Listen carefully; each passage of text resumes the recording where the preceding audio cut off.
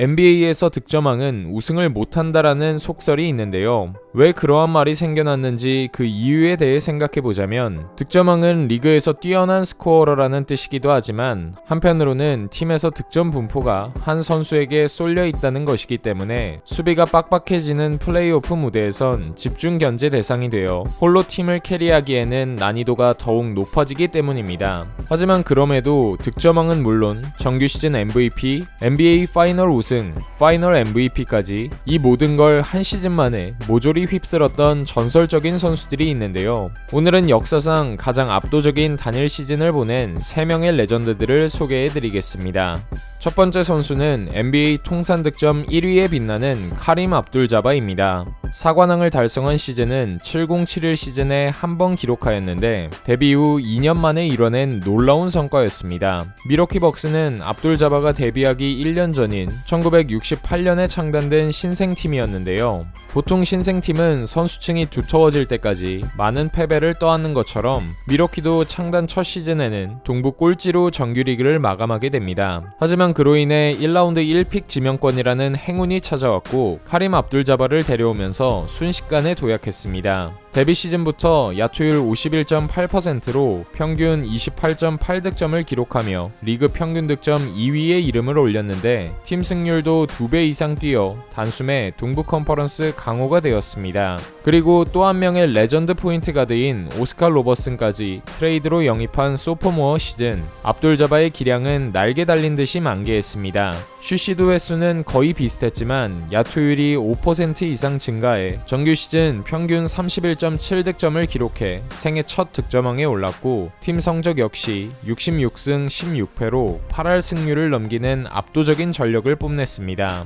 플레이오프에서도 샌프란시스코 워리어스와 LA 레이커스를 모두 4승 1패로 가볍게 꺾은 뒤 파이널에 올랐고 파이널 무대에서 만난 볼티모어 블리츠는 미러키에게 큰 위협이 되지 못했습니다. 1, 2차전에서 최다 득점, 최다 리바운드를 책임지며 승리를 견인했고 3, 4차전에서는 밥 덴드리치와 오스카 로버슨이 지원 사격에 나서면서 4대0 시리즈 스윕으로 생애 첫 챔피언 타이틀을 거머쥐었습니다. 파이널 4경기에서는 야투율 60%, 27득점, 18.5 리바운드를 기록해 파이널 MVP까지 수상하면서 정말 누구보다 화려한 2년차 시즌을 마무리했습니다. 여담으로 미러키 벅스는 이때 우승으로 창단 이후 가장 빨리 우승한 구단이 되었고 압둘자바는 매직 존슨, 제임스 워디와 함께 뛴 쇼타임 레이커스 시절 훨씬 더 많은 성과를 냈으나 6년간 미러키 벅스에서 뛰면서 혼자 기량으로도 신생팀을 순식간에 우승으로 이끈 저력은 아직까지도 전무후무한 퍼포먼스로 회자되고 있습니다.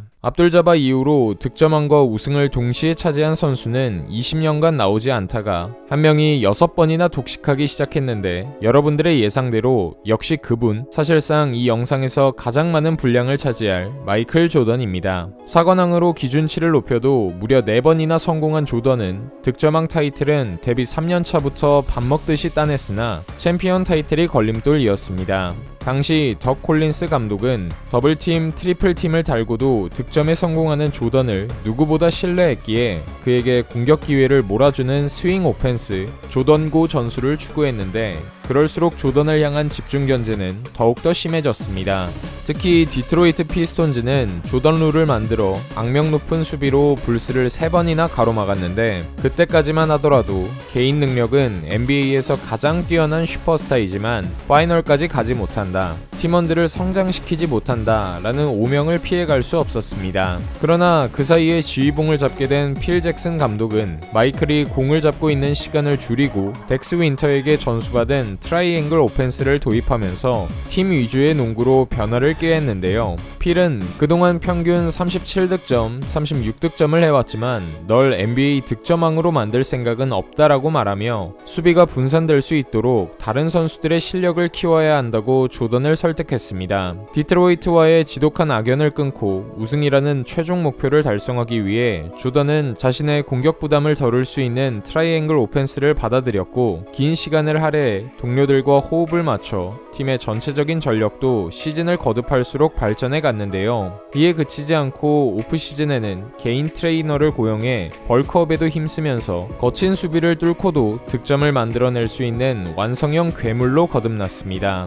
그렇게 시작된 90-91 시즌, 정규 시즌 평균 득점은 앞선 4번의 득점왕 시즌 중에 가장 낮은 31.5득점에 머물렀으나 야투 효율은 53.9%로 커리어 하이 시즌을 보냈고, 주축 선수와 벤치 멤버 모두가 성장해 61승 21패 동부 컨퍼런스 1위로 플레이오프에 진출하게 됩니다. 1라운드에서 만난 뉴잉의 닉스는 3대0 스윕, 2라운드에서는 찰스 바클리의 필라델피아를 4승 1패로 잡아내면서 또다시 동부 컨퍼에서 디트로이트와의 매치가 성사되었습니다. 매 시즌 플레이오프에 진출했다 하면 정규 시즌보다 더 좋은 성적을 뽑아내던 조던도 배드보이즈를 만나면 정규 시즌보다 상대적으로 저조한 스탯을 남겼었는데요. 그러나 91년도에는 달랐습니다. 득점 볼륨이 살짝 줄어들었으나 53.5%라는 훌륭한 야투율과 팀 내 최다 어시스트를 뿌리면서 조던 룰을 완벽히 극복한 모습을 보여줬습니다. 공격뿐만 아니라 수비에서도 평균 2.3개의 스틸, 1.8개의 블락을 올리면서 디포이의 면모도 제대로 발휘한 결과 4대0 시리즈 스윕으로 짜릿한 복수에 성공했습니다. 이후 파이널에서는 매직 존슨의 LA 레이커스를 만나 1차전을 제외하고 파죽지세로 4연승을 거두면서 커리어 첫 번째 우승을 맛봤습니다.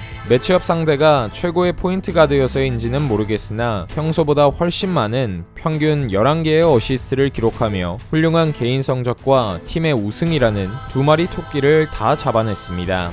그리고 다음 해인 91-92 시즌에는 이걸 한 번 더 반복하면서 리핏에 성공했고, 우승 직후 1992년 바르셀로나 올림픽에서 금메달까지 목에 걸며 전무후무한 타이틀 5관왕을 달성했습니다. 그 다음 4번의 우승 연도 중 1993년과 1997년은 바클리와 말론에게 시즌 MVP를 내주면서 4관왕에는 실패했으나, 불스가 우승을 거머쥔 6년간 마이클 조던은 항상 득점왕이었고, 파이널 무대에선 96년도를 제외하고 항상 정규 시즌보다 많은 점수를 얻어내면서 득점왕은 우승을 못한다는 속설을 우습게 깨버렸습니다.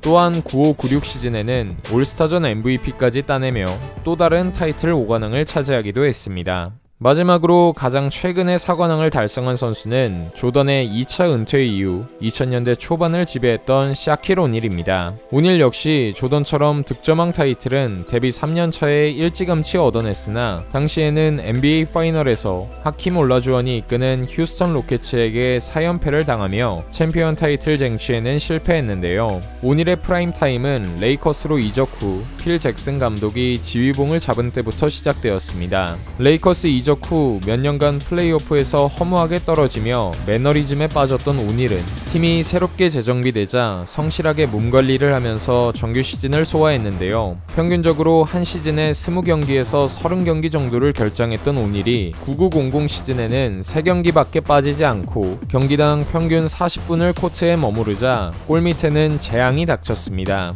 수비수 2-3명의 견제를 받아도 샤크의 힘과 유연함을 막기엔 역부족이었고, 시즌 최고 야투율인 57.2%로 경기당 29.7득점을 올려 레이커스를 압도적인 승률로 이끌었습니다. 그리고 1번 시드로 진출한 플레이오프에서 오닐의 위력은 더욱 빛을 발했습니다. 세크라멘토와의 1라운드 1차전부터 자신의 프로 커리어 하이 득점인 46점을 퍼붓고 17개의 리바운드까지 곁들이면서 쾌조의 컨디션을 보여준 샤크는 세크라멘토, 피닉스, 포틀랜드까지 서부 컨퍼런스 팀들을 상대한 3라운드 동안 팀의 확실한 구심점이 되어주었습니다. 특히 스카티 피펜, 라시드 월러스, 아비다스 사보니스 등 탄탄한 빅맨들이 많았던 포틀랜드와는 7차전까지 가는 접전을 펼쳤으나 15점차 열세를 뒤집고 5점차 극적인 승리를 일궈내며 파이널 무대로 향했습니다. 상대는 레지 밀러가 이끄는 인디애나 페이서스, 홈코트 어드밴티지를 가지고 있는 레이커스는 1차전 오닐이 야투율 67%, 43득점, 19리바운드라는 무시무시한 활약 덕에 대승을 거뒀는데요.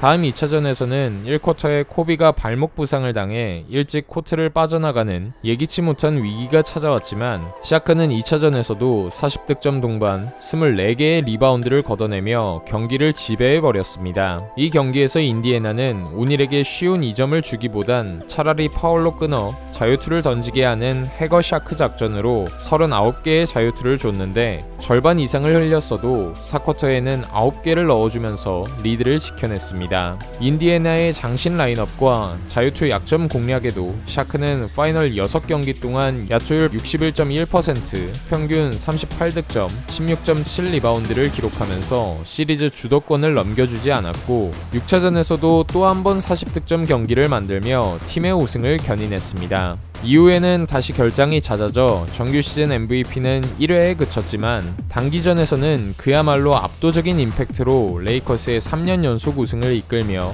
파이널 MVP를 독식했습니다. 득점왕과 우승, 그리고 정규 시즌 MVP와 파이널 MVP까지 4가지를 한 시즌에 거머쥐었던 레전드는 이렇게 3명이 전부이고 샤크 이후로는 20년 넘게 득점왕의 우승이 나오지 않고 있는데요. 앞으로는 과연 어떤 선수가 전설들의 뒤를 잇게 될지 궁금해집니다.